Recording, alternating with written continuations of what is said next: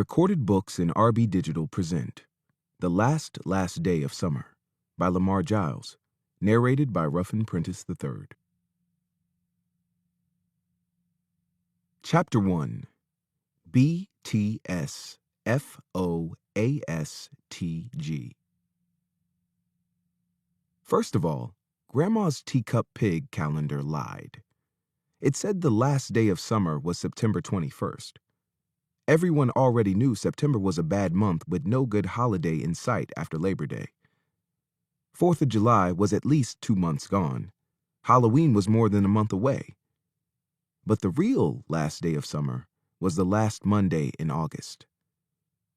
Cousins Otto and Sheed Alston had known this for a while, thanks to the big red circle around the last Tuesday in August. Inside that circle, equally red and in Grandma's handwriting, were the letters BTS FOASTG!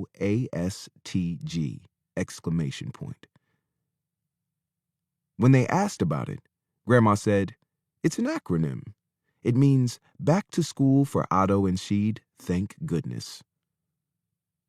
The boys began thinking of it as an acronym because it meant back to alarm clocks and homeroom and homework. Ac. In Logan County, Virginia, summer ended when school started. Tomorrow. And thanks to an unfortunate headline in the latest printing of the county's newspaper, Otto was not going to take it lying down. "Wake up," Otto said. He finished tying his sneakers with jerky, irritated motions and stretched one leg across the gap between their beds, nudging Sheed's mattress with his toe. He'd allowed his cousin to snooze long enough, given the circumstances. Sheed said, Stop." Otto had risen with the sun, eager and upbeat, like most mornings.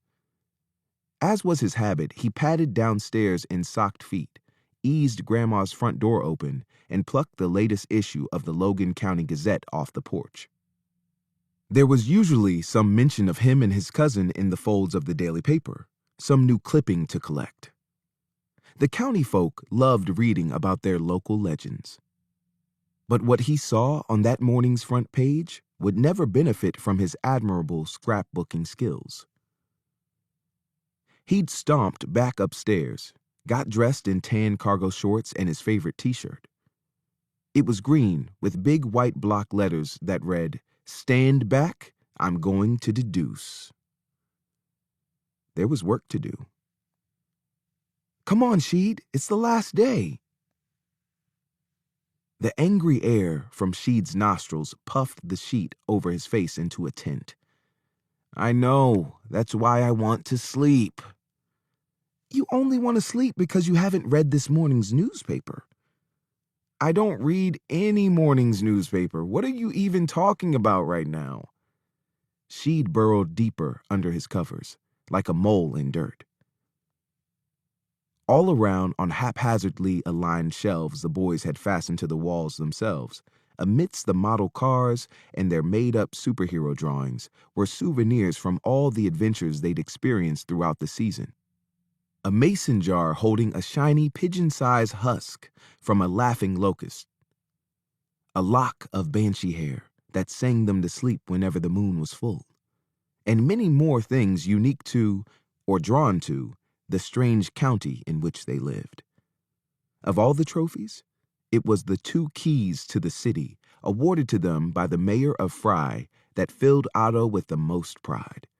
Until today.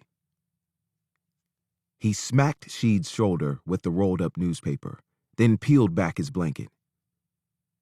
"You don't really want to waste time sleeping on our last day of summer, our last chance to have one more adventure before you know what starts."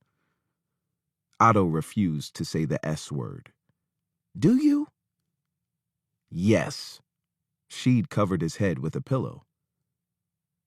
Otto yanked the cord that zipped their blinds to the top of the window frame, flooding the room with bright sunshine.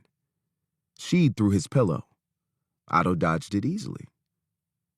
Sheed said, "Fine, I'm up. What's with you?"